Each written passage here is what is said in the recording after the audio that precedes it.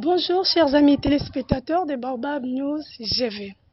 Merci et bienvenue à ce nouveau numéro de Gospel Live. Gospel Live, votre émission d'édification et de développement des thèmes en rapport avec la divinité. Aujourd'hui, j'ai reçu pour vous le pasteur Ikor Tamongo, qui est le responsable ou le visionnaire de l'église Étable de Dieu, située dans la commune de Lemba, sur l'avenue BN numéro 39, au quartier Salongo. Et avec lui, nous aurons à partager comme thème le peuple de Dieu face au Covid-19. Bonjour pasteur, et comment allez-vous? Dieu nous fait grâce, nous allons très bien. Au-delà de toutes les réalités, nous sommes encore en vie. Je m'en vais directement à la première question. Quelle est la source du Covid-19 selon vous, pasteur?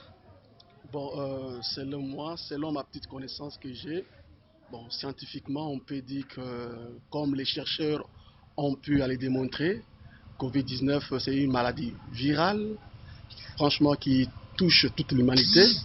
Et l'humanité actuellement est en détresse par rapport à cette maladie-là. Et selon les hommes de science, ils ont dit que cette maladie serait à l'origine du contact de l'homme et l'animal. Et cette maladie aurait pris essor en Chine. Ça, c'est la science qui nous parle ainsi. En tant qu'un homme spirituel, un homme de Dieu, je peux dire que Covid-19, c'est un virus qui avait déjà existé. Et maintenant, il commence à toucher la vie de l'homme. Donc, rien de visible n'a commencé sans pourtant que ce soit dans le monde invisible. Oui, pasteur. Et pourquoi aucun parmi des hommes de Dieu ne nous a avertis de cela?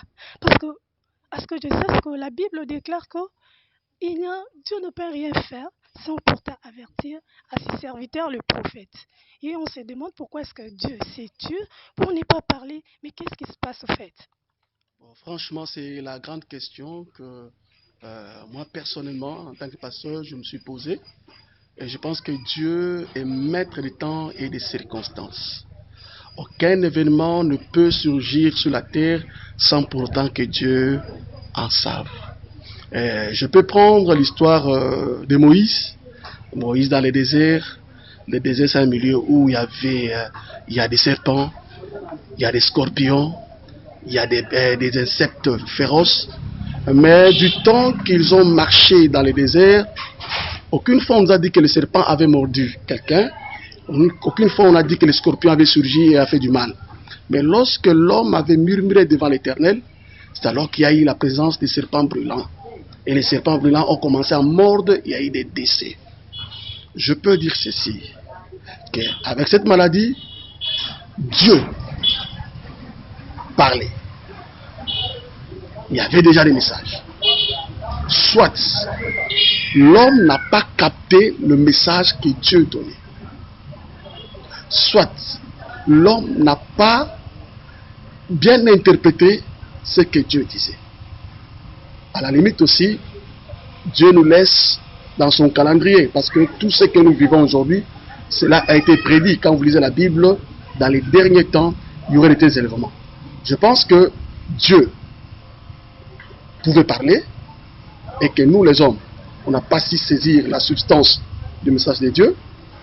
Soit Dieu a parlé, nous, les hommes, nous étions distraits. Ou bien il peut arriver que Dieu n'a pas dit. Ok, pasteur, la Bible dit encore qu'aucune chose ne peut nous arriver sans que l'Éternel en soit l'auteur. N'est-ce pas que c'est l'Éternel lui-même qui en est l'auteur, qui est l'auteur de cette maladie Covid-19? Dit l'auteur, ça dépend dans quelle dispensation que nous sommes. Nous sommes au temps de la grâce. La grâce nous couvre. Nous marchons, nous vivons sous la grâce de Dieu. Mais la conduite de l'homme face à cette grâce crée des brèches pour que l'ennemi puisse nous atteindre. Ce que j'ai dit à l'introduction, le virus pouvait exister déjà. Mais on était immunisé par cette grâce-là. Mais la conduite de l'homme a créé des brèches pour que nous soyons exposés et que cette maladie puisse nous atteindre.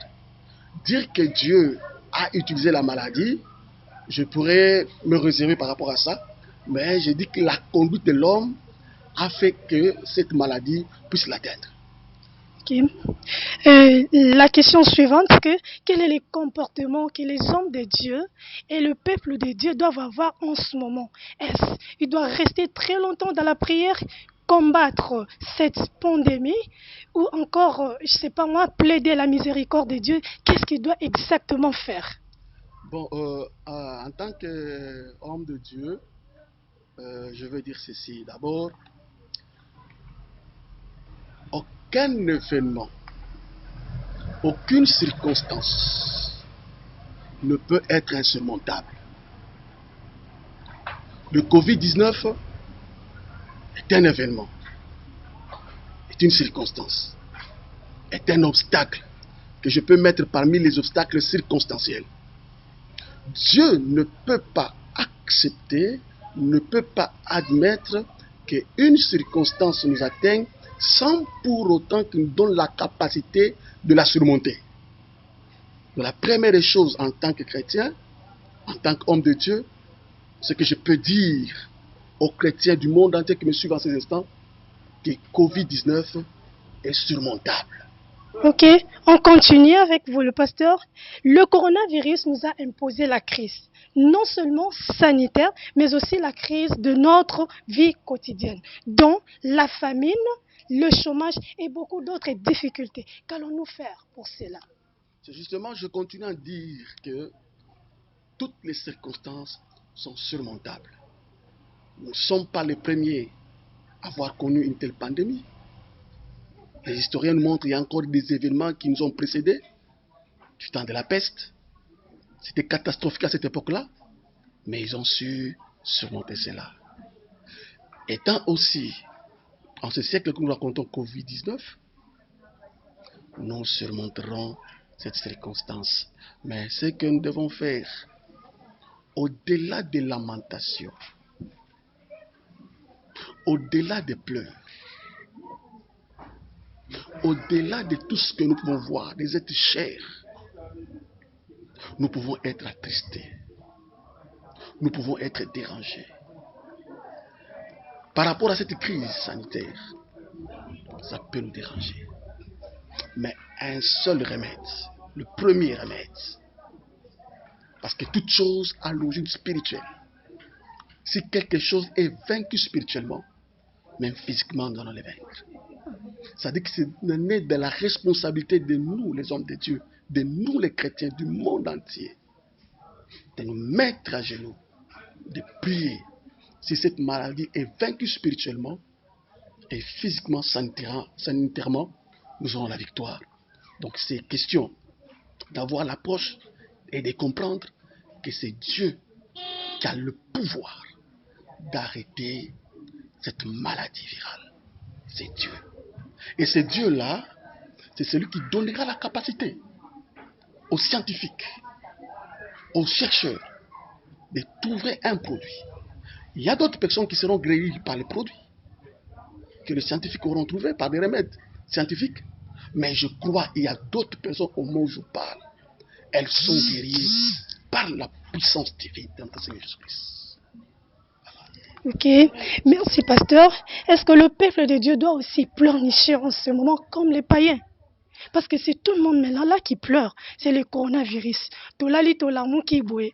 Et on va, coronavirus, frapper à nos portes, arranger le monde. Est-ce qu'on doit aussi pleurnicher comme les païens? Pleurer, c'est un sentiment. Étant humain, on peut pleurer. On pleure. Il y a de ceux qui pleurent par tristesse. Païens comme chrétiens. Mais le problème, c'est au-delà des pleurs. Et comment nous pleurons? Les païens ont leur manière de pleurer. Mais les enfants de Dieu ont la leur aussi. Nous pleurons au-delà de nos larmes. Nous nous mettons à genoux. J'ai une histoire dans la Bible. La Bible, on déclare que David est rentré à Tsikla. Et la ville était saccagée. On a tout pris, ses femmes, tous ses biens.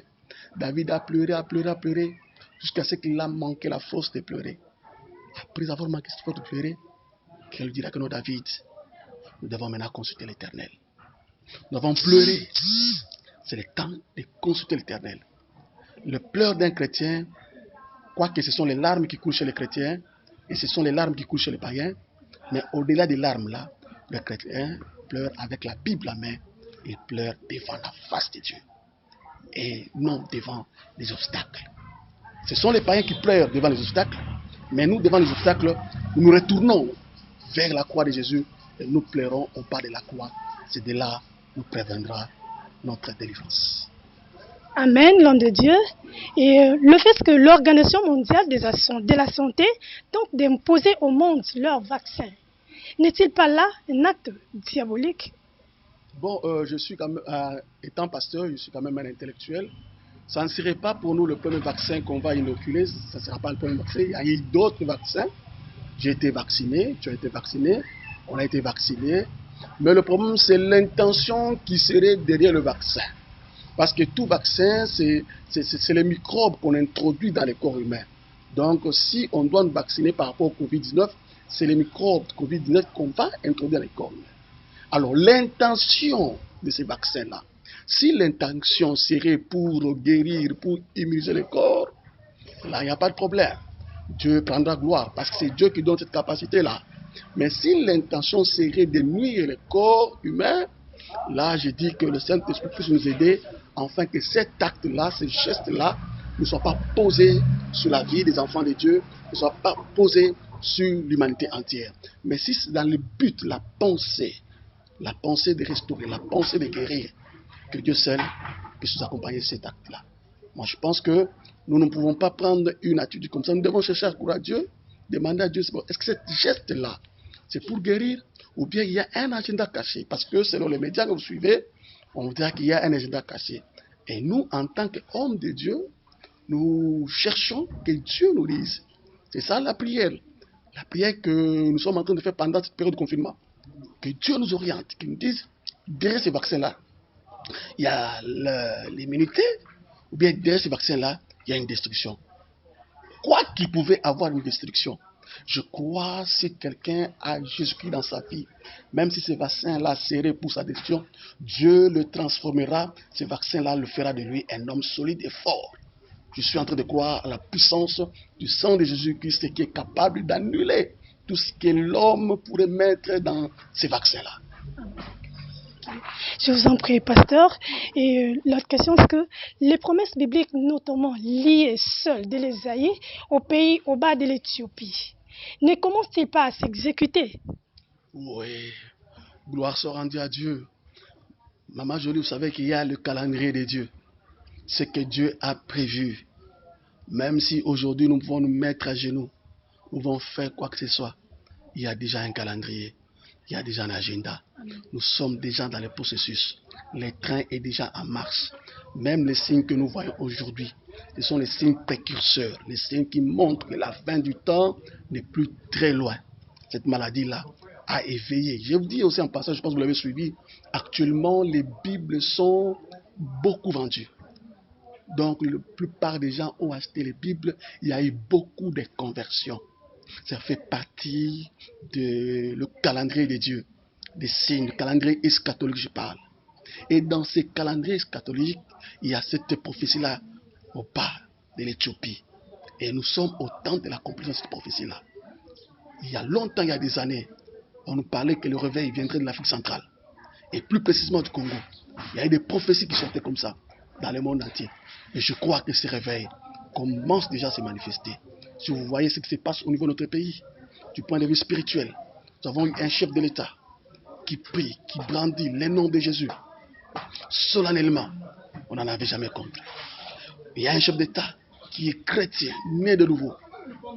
Ça, c'est parmi les rares situations que nous pouvons rencontrer en Afrique. Partant de cela, ma soeur, voyons avec l'événement de Covid-19, Dieu est tenté de prouver, de montrer qu'en Afrique, et plus précisément en Afrique centrale, que la vie, qu'un réveil doit partir de là. Si nous pouvons mettre à côté le problème technique et technologique, le monde entier a le regard sur l'Afrique, et plus précisément au Congo. Voitures électriques, on a besoin des Congolais. Les ordinateurs, les appareils, on a besoin des Congolais. Même pour la couche d'ozone, la couche d'ozone, l'oxygène, la réserve, on voit au Congo. Mais le temps est venu aussi pour le message de la bonne nouvelle, le message du salut, pour aller du monde entier partant du Congo. Comme la solution de Covid-19 est en train d'émaner du Congo, et je crois que c'est un signal fort que l'humanité entière doit comprendre que Dieu est en train de faire quelque chose au Congo et que toute l'humanité en sera une bénédiction. Amen. Ok. Gloire au Seigneur. Et pasteur, parlons maintenant de votre assemblée. Expliquez-nous d'une manière brève la vision de l'Église. Notre Église, c'est étable de Dieu. Étable, quand on dit étable, nous voyons la bergerie. Et quand on voit la bergerie, une bergerie d'une de ces noms-là, il y a le pâturage, il y a une onde, il y a une rivière qui doit passer là-bas. Et c'est comme ça nous disons que l'église, c'est une bergerie là où on vient manger et boire. C'est le lieu où il y a la parole et l'esprit. Et nous sommes focalisés dans l'écriture qui est dans Malachie chapitre 4, verset 2. La Bible dit « Pour vous qui craignez mon nom, la justice s'élèvera. Vous sortirez et vous sauterez comme un veau d'une étable. » Donc notre vision, c'est annoncer le message de la restauration intégrale de l'homme. Dans toutes ces trois parties, la restauration spirituelle, la restauration sanitaire et la restauration morale, ainsi que l'homme et tout son environnement. Et cette restauration, elle se fait par la parole de Dieu, accompagnée par l'action du Saint-Esprit. Voilà.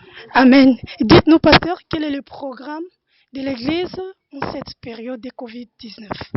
Le programme dans cette période de Covid-19, je crois que c'est un moment où je suis en train de demander à Dieu, de réfléchir, de prier. Vous savez, on a fait un travail pendant beaucoup de temps, beaucoup de mois, beaucoup d'années. Et c'est pour moi, c'est comme le bilan.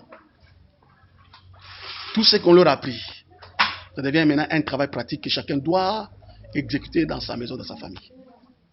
C'est après le confinement, on se rendra compte du travail qu'on a abattu. J'ai vu, bon, la plupart, je n'en conviens pas. Il y a de ceux-là qui font des émissions télévisées, tout ça. C'est par rapport à la recommandation. Mais moi, je suis en train de faire comme le berger avec le bâton. Avec le bâton, il fait passer chaque brebis. Et avec ce bâton, il voit s'il y a un bus, il voit, il passe. Donc, il inspectionne la brebis. Alors, ces temps, je pense que j'ai la verge. Je suis en train de voir comment les choses se passent. Après ça, il y aura un bilan. On leur a appris. Je leur ai appris, avec le Saint-Esprit, de s'auto-prendre en charge. Là, maman, c'est le travail auquel je me suis attelé tout au long de mon ministère. Que chacun doit être à mesure de se prendre spirituellement en charge. Je n'ai pas habitué mes enfants spirituels à de multiples impositions de main. Je n'ai pas habitué mes fidèles à des visites à tout moment dans leur domicile. Mais je les ai appris. Quand le moment viendrait, vous devez vous retourner vers la croix et prier. Je les ai appris comment nous devons prier. C'est comme ça même, il y a un séminaire que j'ai tenu de 40 jours dans cette église où les disciples demandaient à Jésus, apprends-nous à prier. C'est l'essentiel. Je les ai appris comment prier. Je pense que c'est le moment où ils doivent mettre en pratique tous les enseignements qu'on les a appris. Et en cette période de Covid, nous laissons le travail au Saint-Esprit. On va se revoir quand la mesure sera levée. Ok, d'accord, merci pasteur. La Bible déclare qu'il vivait dans la communion fraternelle. Maintenant, j'aimerais savoir comment est-ce que vous faites pour communier avec vos troupeaux. Oui, ce que je fais pour communier avec le troupeau, il y a les smartphones, il y a le téléphone. Et ici, il y a une directive précise. J'appelle la personne, je la communique. Il y a d'autres qui ont des préoccupations, des fardeaux, qui peuvent me joindre au téléphone. Il y a d'autres qu'on reçoit de part et d'autre. Vous savez une chose, quand quelqu'un est dans les besoins, il trouvera tous les moyens pour vous rencontrer. Ceux-là qui ont des besoins profonds, ils font tout pour me joindre. Ils font tout pour me chercher. Et je me laisse trouver à ceux qui me cherchent. Ok, merci pasteur. Et l'autre question, c'est la suivante. Quel est le message de Dieu en cette période de Covid-19? Je pense que le message que nous devons avoir à ces états d'abord, c'est le message de la foi. Nous devons avoir la foi. Nous devons savoir que cette montagne, nous la surmonterons. C'est vrai, il y a d'autres qui vont passer, qui ont trépassé, qui sont partis, mais il y aura d'autres qui vont faire face à cette montagne, qui vont la surmonter. J'ai prié Dieu que tu sois aligné parmi ceux-là qui surmontent cet obstacle de Covid-19 au nom de Jésus-Christ de Nazareth. En ce moment, d'abord en tant que chrétien, parce que je représente l'Église, je représente les hommes de Dieu, nous devons avoir une vie de prière. Nous prions beaucoup pour nous-mêmes. Nous prions pour nos familles. Nous prions pour nos amis. Nous prions pour notre pays. Une vie de prière. Nous prions pour les personnels soignants, les infirmiers, les médecins, ceux-là qui sont dans l'équipe de riposte, des chercheurs, les hommes qui travaillent sous les drapeaux. Je parle des militaires, des policiers. Nous prions pour tous ces gens-là. Parce qu'ils militent pour chercher à éradiquer cette maladie-là. En tant que chrétiens, nous devons nous mettre à genoux et prier pour eux, tous ces gens, toutes les autorités. Prier pour la présidente, donc pour toutes les institutions, nous devons le faire. Et aussi, apprendre aux uns des autres d'observer les gestes barrières qu'on nous apprend. De ne pas nous serrer la main, de ne pas nous embrasser. Qu'on nous apprend qu'à tout moment que nous devons nous laver les mains avec des solutions hydroalcooliques. De tousser dans le repli du bras. Donc tous ces gestes-là, barrières, nous devons les enseigner, nous devons en parler, nous devons les observer. D'avoir toujours son masque. Donc c'est cette manière-là que nous tous devons nous comporter. Mais en tant qu'un homme de prière, il n'y a pas de solution en dehors de la prière. C'est Dieu qui capacite. Vous savez, maman, le sérieux d'une chose est exprimé par la quantité de prières qu'on y investit. Comme nous sommes sérieux pour éradiquer cette pandémie, pour mettre fin au Covid-19, ces sérieux-là, au travers des hommes de Dieu, doivent s'exprimer par le temps qu'ils y mettent pour y intercéder. Donc la quantité de prières exprime notre sérieux dans le processus de la délivrance. Donc, j'insiste beaucoup sur la prière. Et deuxièmement, observer les gestes barrières. Je profite de cette occasion. Vous savez, un homme responsable devant l'obstacle, il doit réfléchir. Frère, toi qui me suis et que tu n'as pas encore donné ta vie à Jésus, il n'est pas encore trop tard de donner ta vie à Jésus-Christ. Parce que cette maladie est un signe qui annonce la fin du temps. Il n'est pas encore trop tard que tu donnes ta vie à Jésus. Jésus est là, il est là pour tout le monde. Que cet obstacle de pandémie, que cet obstacle de circonstances Covid-19 puisse t'amener à la réflexion. Toute l'humanité entière est à genoux. Réfléchis frère, réfléchis ma soeur, donne ta vie à Jésus. Et sur ce, je ne peux pas terminer l'émission sans pour autant que je puisse te soumettre à la prière, soumettre entre les mains de Dieu. Seigneur, je te dis grandement merci. Tu as utilisé ces moments, Seigneur, pour que nous puissions parler à l'humanité tout entière. Ma prière à cet instant, que celui qui se décide dans sa maison, là où il est, où il peut être, de donner sa vie à toi, Jésus-Christ, reçois-le. Comme il fut un jour que tu avais accepté de nous recevoir. Seigneur, je prie que tu accordes ta miséricorde sur leur vie. Et je m'avais prié, Seigneur, pour l'humanité entière. Qui, en cet instant, beaucoup de vies sont agitées. Seigneur, ta présence dans la barque n'avait pas empêché que le vent puisse souffler. Cela ne veut pas dire que tu nous as abandonnés. Covid-19 est un vent qui souffle. De même, le vent est appelé à souffler et il est appelé à un certain moment d'arrêter. Je crois à l'arrêt total de cette pandémie Covid-19 au nom de Jésus-Christ. Je prie, Seigneur, pour ceux-là qui en souffrent déjà. Sois le pouvoir de guérir, car ton sang guérit toutes sortes de maladies. Aucune maladie ne peut se prévaloir incurable devant ton sang, Jésus-Christ. Guéris ceux-là qui en souffrent. Restaure ceux-là qui sont convalescents. Protège ceux-là qui sont encore sains.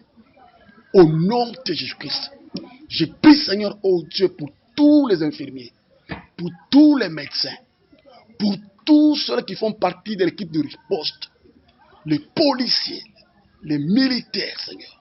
Sois avec eux, Éternel. Et lorsque cette pandémie prendra fin, nous retournerons toujours dans la prière pour te dire grandement merci. Parce que je crois déjà à la fin de cette pandémie. Merci, Seigneur, oh Dieu, aux chercheurs à qui tu as donné cette intelligence-là, de trouver un traitement, de trouver une méthode pour éradiquer cette maladie. Merci parce que ton sang va se manifester encore davantage. Honneur et louange soient rendus à toi. Seigneur, bénis cette équipe que tu as donné la responsabilité d'amener Jésus-Christ par le média, dans les réseaux sociaux. Seigneur, sois avec eux, Seigneur. Et nous croyons, Seigneur, oh Dieu, autant que tu le permettras, que tu pourras, nous ne manquerons pas à repasser encore pour annoncer la bonne nouvelle du royaume des cieux. Honneur et louange soient rendus à toi.